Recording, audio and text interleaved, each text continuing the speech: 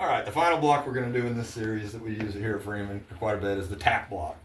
I'm just going to preface this, and we've all three been talking about this. I got Brian Ridley and Ryan Roberts here, and we've been talking about it. And like none of us are much of a fan of tap blocks. Tap blocks had their usefulness when they came out. When ultrasound came out, this was one of the first blocks that became big because it was a block you really couldn't do without ultrasound. Yes, we did it some. It was a two pop technique. So you just take your needle and you get in the right spot, and you go. To go kind of slow, go pop, pop. And as soon as you hit that second pop, that's re-injected. But with the ultrasound, we were actually able to visualize the muscle planes. Now, the reason I say I don't like this block real well is it doesn't have its usefulness, yes. But are there other blocks that do the same thing but a lot better? Absolutely. And in my mind, mainly that's the ESP block and a second block that Ryan was just talking about that we'll go over that'll get the upper abdomen a lot better than a tap. I've got one, maybe I'll include it on the slides if I can find it, but one image I have where several people like us anesthesia providers, they did tap blocks on each other. And then they realized, okay, what I'm looking for, I know, I'm educated, I know what a sensory feeling difference is. And they mapped out with a Sharpie or whatever on their skin marker the distribution of that tap block. And every one of them was different. And it went everywhere from a little splotch to getting the whole abdomen. So the tap block is very unpredictable.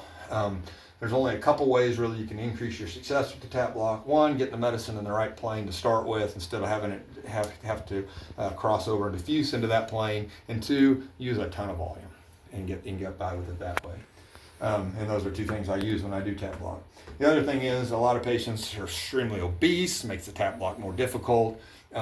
A lot of times they'll want a tap block after surgery. After surgery, they've just done laparoscopic surgery or whatever. Their belly's full of air. They have dressings all over their belly, and once again, it can make it more difficult. So not my favorite. I'd much rather do an ESP block on on everything you could cover with a tap block. An ESP block will do it better. It's just tap block came out first. Everybody started doing tap blocks. Everybody got comfortable with tap blocks.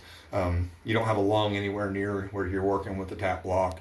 And so some people are just really hesitant, in my opinion, to change. But that's my opinion. As I've mentioned a couple of times, there's a million ways to do it. None of them are wrong. Very few of them are wrong, but we just all do it slightly different. So the tap block, patient's going to be placed supine. Prep, usually it's bilateral, prep the sides. Depending on the patient's side, usually a linear probe is going to get the job done. So I've selected the 9L. I've selected nerve, I've selected tap, and it's given me this preset that it's got here. So I'm not going to push on James, but I'll feel the 12th rib, I'll feel the anterior superior iliac spine, and I'll place my probe kind of right in between the two on their side. And I already have a pretty good looking view there. Another thing that can kind of help you and shorten your distance is you can actually compress and push in like this, and that'll help you sometimes get a better view. And if we look at the screen, there's our view without compression, and there's our view with compression, a lot better there. The good thing to remember is the internal oblique is always going to be your thickest muscle, and so we got some sub-Q and stuff out here. We got the external oblique, then we got the thick internal oblique, and then we got the skinny transverse abdominis muscle.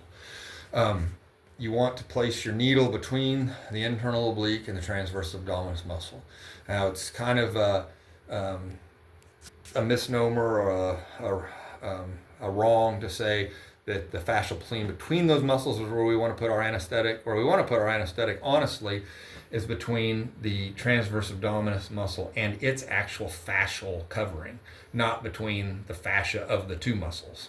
And it's very difficult to do that. My technique to do that is I'll do the pops. So just like I said in a blind technique, you can get pops. So I'll drive my needle in, I'll feel a pop here and a pop here, and then after I feel my second pop, I'll watch and I'll pull my needle back slightly. And I want to see this transverse abdominis muscle push down, not necessarily the internal oblique push up. And that just kind of gives me an idea that I'm putting it in the right spot. If I'm that close and I get it in the wrong spot, am I still going to get a block? Yes, it's just probably not going to be quite as good because the medicine has to diffuse across a fascial plane, basically. So that's our traditional tap there. I would typically stand on the patient's right, and then to do the opposite side, I reach over and pull in like this to do the opposite side. Needle visualization can be difficult with this because it is sometimes, on James it's not, but on some patients it's a much deeper block, and I've got to invest more needle at a steeper angle. And if I'm doing that, once again, I won't show up as well with my needle than I would if I was cross-sectional on it. So sometimes it's more difficult to see the needle, so I have to use some other techniques of seeing the needle, like tissue distortion or even hydrodistension, to see the tip of my needle sometimes. And so, yeah, I don't go down real carefully and try to put the medicine above. I'll go ahead and pop through that fascial layer, and I'll feel a pop usually, and then I'll pull back slightly and inject there to do my tap block. And then once again, I'll put a higher volume. I'll usually use like 30, 40 cc's per side for my tap block. Put some Decadron in there with whatever. Another technique will show you now this external oblique. All the muscles, they come up and have aponeurosis is where they come together. And as I slide up, like here's the aponeurosis of the transverse abdominis plane as I come up. So it's going to disappear. Our next muscle there, it's going to disappear all the way up until we get to the rectus. But a good block for getting the upper abdomen. Another thing on a tap. Basically, its functionality is the belly button or T10 down. So C-sections, inguinal hernia repair, stuff like that. A lot of times I hear people saying, oh, we're going to do this paraesophageal hernia repair. Oh, we'll just do a tap block afterwards. Is that really going to get a paraesophageal hernia up here with a tap? No.